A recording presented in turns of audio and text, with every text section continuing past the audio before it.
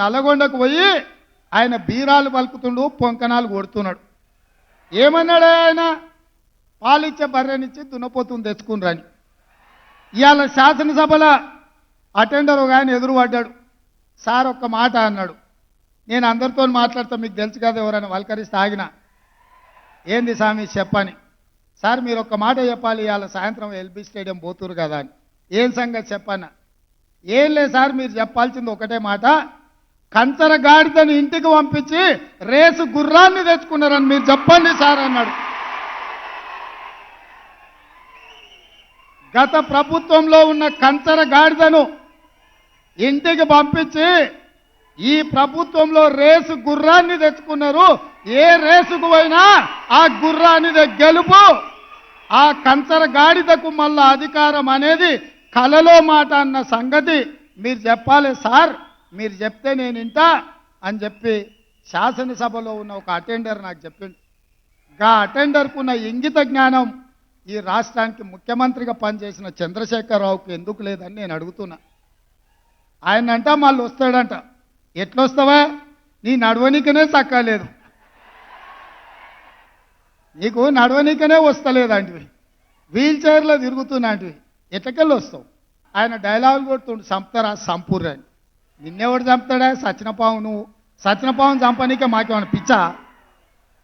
నీ పని అయిపోయింది, కేల్ కథం, దుకాన్ బంద్. ఆయన మంచంలో వండుకున్నా, సావు నోట్ల తలకాయ పెట్టినా తెలంగాణ సాధించిన అని చెప్తే పిల్లలు చూడలేదు కాబట్టి నిజమేనేమో సారు ఏమైనా సావుకు దగ్గర పోయొచ్చిండేమో అనుకున్నారు. ఇవాళ నువ్వు ఆడే డ్రామాలు అన్నీ చూసిరు. ఉత్తప్పుడేమో బాగానే నడుస్తుండు, మీటింగ్కి రాగానే వీల్ చైర్లో కూర్చున్నాడు. మీరే చూసిరు కదా ఆయన నడిచేదిగిన. ఆడ వీల్ చైర్ ఏమో అవసరం ఉన్నదే? ఇంకో 10 ఏళ్ళు కూడా ఇందిరమ్మ రాజ్యం ఉంటుంది. చంద్రశేఖరరావు నీకు సూటిగా సవాలు విసురుతున్నా, ఈ 10 ఏళ్లలో నీ శాతనైతే ఒక్క ఎంటిక వీక్కొని చూడు, అప్పుడు నీకు తెలుస్తుంది. ఆయన ఎంబడే అధికారంలోకి వస్తా అంటుండు. రాబిడ్డ ఎట్లొస్తావు? ఉంటా, నేనే కదా ఏడుకోతా, ఈయనే ఉంటా, నీ సంగతి ఏందో చూస్తా. నల్గొండ చైతన్యవంతమైన జిల్లా, అందుకే అక్కడ యువకులు తిరగబడ్డారు, కోడిగుడ్లు టమాటాలు తీసుకొని కొట్టిండ్రు. మన పోలీసులు ఉండబట్టే ఆయన ఈపులు చింతపండు కాలేదు, లేకపోతే నల్గొండ యువకులు చింతపండు చేసి పంపించేటోళ్ళు.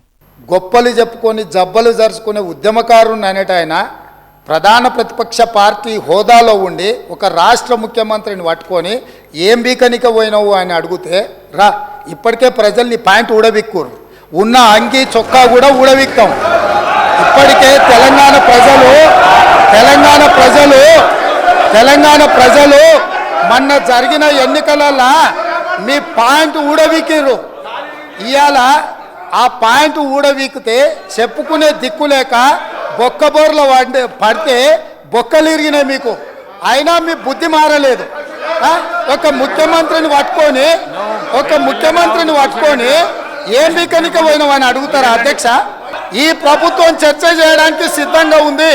పారిపోయి ఫామ్ హౌస్లో వండుకొని ప్రతిపక్షాలుగా బాధ్యత నుంచి తప్పించుకొని మీ అవినీతి బయటపడుతుందని, కాళేశ్వరంలో మీ దోపిడీలో జైలుకి వెళ్లాల్సి వస్తుందని కేసీఆర్ను చంపుతారా అంటారు. ఎవరికి అవసరం ఉంది అధ్యక్ష చంపాల్సిన అవసరం? సచిన పావును ఎవడైనా చంపుతారా అధ్యక్ష? మొన్నటి ఎన్నికలలో ప్రజలు ఆ పావును చేత్తో కాదు కట్టెతో కొట్టిరు అధ్యక్ష. ఆ పాము ఆల్రెడీ సచ్చింది, సచిన పావును చంపాల్సిన అవసరం మాకే ఉంది అధ్యక్ష.